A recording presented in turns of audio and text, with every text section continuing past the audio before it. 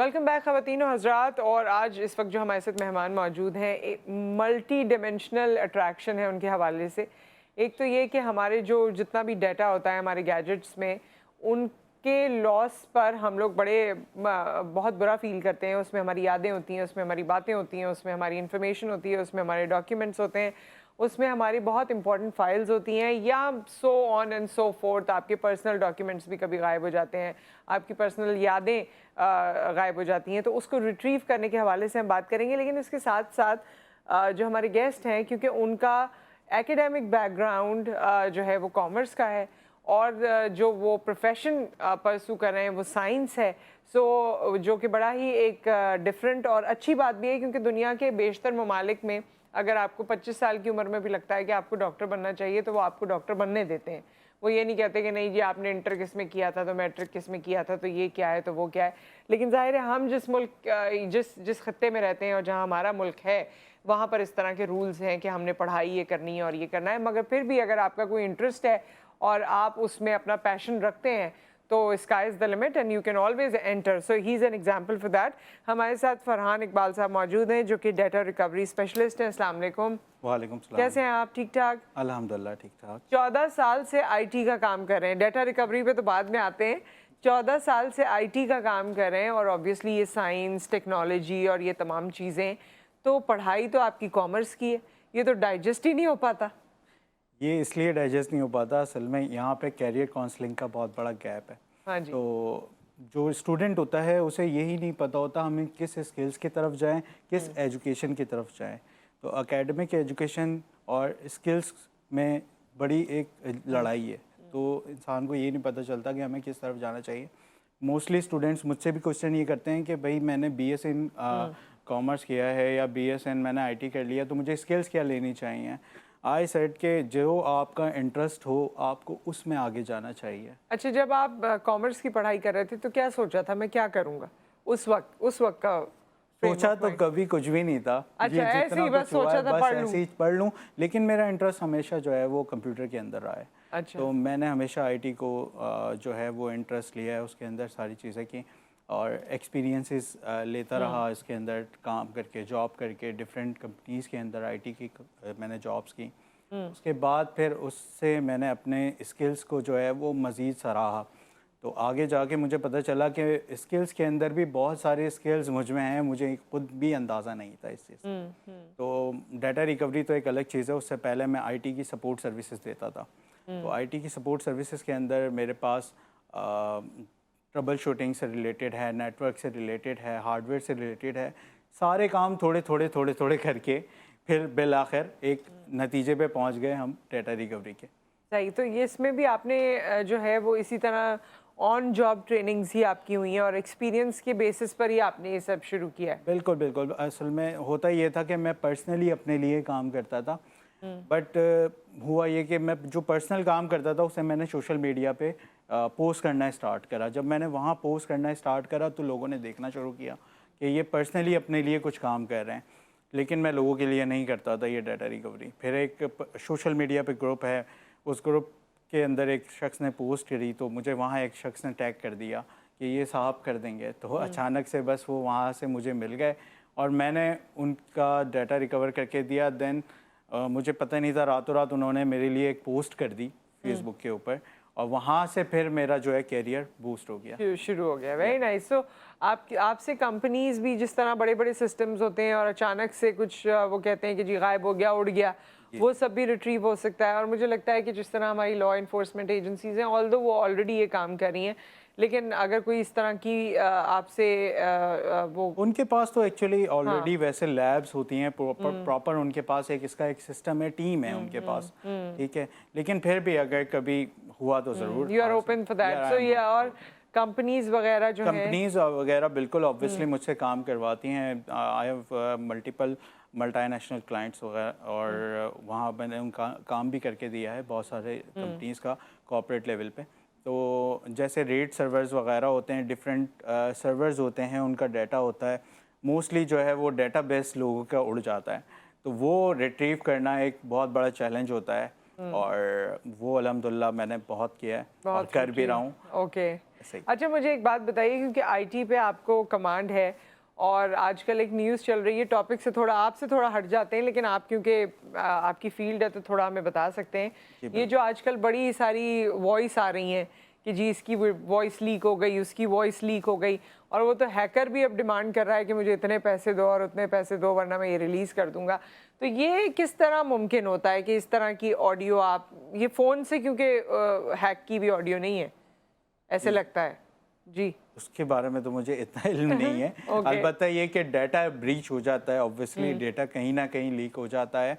इसीलिए मैं हमेशा यही कहता हूँ कि जो आप डाटा रिकवर करवा रहे हैं तो वो उस शख्स से रिकवर करवाएं जिसको आप पर्सनली जानते हैं या वो वेल नोन पर्सन हो, बस ये। हाँ, वैसे आपने यहाँ पर एक लिंक दे दिया है कि रीसेंट वक्तों में अगर किसी का कोई गैजेट, फ़ोन या कोई भी गैजेट ख़राब हुआ है या किसी के पास गया है या किसी के हाथ लगा है, तो वहाँ से ये सारी चीज़ें उसके पास जा सकती हैं। ऑब्वियसली कहीं ना कहीं से तो लीक हुआ ना, और जहाँ से हाँ। अगर आपकी डिवाइस जब तक आप तक रसाई है तो आप तक वो महदूद है। अगर वो आगे कहीं चली गई तो लाजमी सी बात है वहाँ कहीं से हो जाएगा या अच्छा। फिर आपके नेटवर्क से हो जाएगा। अच्छा, जैसे अब हमारी एक डिवाइस है, वो हमारे पास है, लेकिन लोग उसमें भी तो प्रोब कर लेते हैं, उसमें भी तो चले जाते हैं अंदर। उसके उसके कुछ चीज़ें होती उसके हैं। लिए डिपेंड ये होता है कि फायरवॉल्स वगैरह का इस्तेमाल आपका होना ज़रूरी है। जैसे कंप्यूटर्स और लैपटॉप्स के अंदर होता यही है कि आपके पास जो है वो फायरवॉल ज़रूरी है, ठीक है। अब फायरवॉल आपकी जब तक इनेबल नहीं है तो वो आप प्रोटेक्शन में नहीं है, ठीक है। और फ़ोन के अंदर का मुझे इतना आइडिया नहीं, क्योंकि मेरा आईटी रिलेटेड बैकग्राउंड है, तो मैं ज़्यादातर जो है वो लैपटॉप्स और डेस्कटॉप्स की तरफ ज़्यादा काम करता हूँ। अच्छा, उस तरफ ज़्यादा काम करते हैं। एक्चुअली अब तो ज़्यादातर जो काम हो गया है, लोग फ़ोन से ही, क्योंकि ईमेल्स भी कर रहे हैं और फ़ोन से ही एग्जैक्टली, बहुत फ़ोन सारी से चीज़ें बहुत कर रहे सारी हैं, तो वी चीज़ें take it as a gadget also, जैसे बाकी कंप्यूटराइज सिस्टम्स होते हैं। या सो अच्छा, तो आपके पास यूजुअली लोग किस तरह का डाटा रिट्रीव कराने आते हैं? इंडिविजुअल्स जो आते हैं? इंडिविजुअल्स जो आते हैं वो बेसिकली पर्सनली अपना डेटा रिकवर कराने आते हैं। फॉर एग्जांपल हम और आप रोज़मर्रा की ज़िंदगी के अंदर अगर कोई काम कर रहे होते हैं और हमारा पर्सनल लैपटॉप ख़राब हो गया और हम उसे मार्केट में लेके जाते हैं जब वो, तो वहाँ पता लगता है कि भाई हार्ड ड्राइव हाँ, बैठ गई है आपकी। सही सही। अब वो बंदा कहीं ना कहीं बंदा ढूंढेगा कि जिसको रिकवरी करना आती होगी। वो ऑब्वियसली कहीं ना घुमा के मेरे पास आता है। जब मेरे पास आता है मैं उससे कंफर्म करता हूँ कि ये आपकी ही हार्ड ड्राइव है, आपका ही डेटा है, सारी चीज़ें उससे कंफर्मेशन के बाद, वेरिफिकेशंस के बाद उसको हैंड ओवर किया जाता है रिकवरी करने के बाद। अच्छा, और ये ये इस वक्त हम स्क्रीन पे दिखा भी रहे हैं, आप कुछ बताना चाहेंगे इसके बारे में? जी बिल्कुल, ये बेसिकली एक हेड रिप्लेसमेंट सर्जरी का प्रोसेस है, ठीक है। इसमें ये होता है कि जो आपकी हार्ड ड्राइव है, ये इसका हेड जो है वो आपका स्टक हो जाता है चलते चलते। फॉर एग्जांपल अगर वोल्टेजेस वगैरह हार्ड ड्राइव के अंदर अप एंड डाउन होते हैं तो उस सूरत में जो इसका हेड होता है जो कि आपका डाटा राइट कर रहा होता है, वो कहीं ना कहीं स्टक हो जाता है। तो उसकी पूरी एक प्रॉपर सर्जरी होती है, ठीक है। और प्रॉपर सर्जरी होके फिर इस हेड को प्रॉपर तरीके से दोबारा उस पोजीशन पे लेके जाया जाता है जहाँ पे वो नॉर्मल पोजीशन के ऊपर रीड करे। देन उसको फिर हम रिकवरी टूल पे लगाते हैं ताकि वो रिकवर हो जाए। बट समटाइम्स लोग एक्सपेरिमेंट कर लेते हैं खुद से ये वाला, तो कभी भी खुद से ना करें, किसी प्रोफेशनल से ही करवाएं। अच्छा, ये भी मैंने देखा है कि अगर आपकी अक्सर डाटा आपका चला गया तो रिट्रीव करने जब लगते हैं तो कहते हैं चंद चीज़ें रिट्रीव हो गई हैं, चंद नहीं हुई हैं। देखें, ये बहुत अच्छा सवाल कर लिया आपने। इसमें ये होता है कि जैसे आप स्क्रीन पे अभी एक हार्ड ड्राइव मुझे दिखा रहे हैं, तो हार्ड ड्राइव के अंदर जो मैंने एक बताया कि हेड स्टक हो जाता है, एक चीज़ होती है प्लेटर बोलते हैं हम डिस्क को। वो डिस्क के अंदर स्क्रैचेस आ जाते हैं, जैसे हम पुराने ज़माने में एक सीडी इस्तेमाल करते थे, उसमें जब स्क्रैच आ जाते थे, कितना पुराना, अभी तो गुजरा था। तो वो जो सीडी हम इस्तेमाल करते हैं, सीडी के अंदर हमारे पास जो है स्क्रैच जब आ जाते थे, स्क्रैचेस, तो ऑब्वियसली हमारी कुछ फाइलें चलती थी, कुछ नहीं चलती थी। सेम प्रोसीजर हार्ड ड्राइव में भी होता है, उसे हम प्लेटर कहते हैं। उस प्लेटर के अंदर जब स्क्रैच होता है तो ऑब्वियसली डाटा हमारे पास विद करप्शंस आता है। अच्छा, आधा डाटा आता है, आधा नहीं आ पाता है। ये प्रोसेस जो है वो हमारी हेड रिप्लेसमेंट सर्जरी के अंदर हमें पता लगता है। तो ये तो हेड इसके अंदर है, क्योंकि जी। जैसे सीडीज तो हमारे पास जी, होती थी बिल्कुल। ना, हम बड़े आराम से उसको उठाते निकाल थे, के साफ करते थे। बिल्कुल सो बिल्कुल। ये तो अंदर है, इस पे स्क्रैच किस तरह आ जाता है? इस पे स्क्रैच इसी तरह आता है, मैंने आपको बताया ना, ये जो हेड है ये स्टक हो जाता है। अच्छा अच्छा, जब ये ओके। हेड स्टक हो जाता है तो ऑब्वियसली उसके अंदर बहुत छोटी छोटी बारीक सी निब्स होती हैं। वो निब क्या करती है, वो उसके अंदर जैसे ही आप अगर उसको फोर्सफुली चाह रहे हैं, अगर हेड स्टक है और आप चाह रहे हैं कि मैं उसको पावर ऑन करूं, और जैसे ही आप पावर ऑन करते हैं तो वो मजीद चलने के लिए डिस्क घूमती है, तो वो जो निब होती है वो स्क्रैच लगाती हुई चली जाती है। सही, तो That's इस the तरह thing. आपका डाटा खराब खराब हो सकता है, बिल्कुल हो सकता है। अच्छा, आप डाटा प्रिजर्व करने के लिए क्या करें?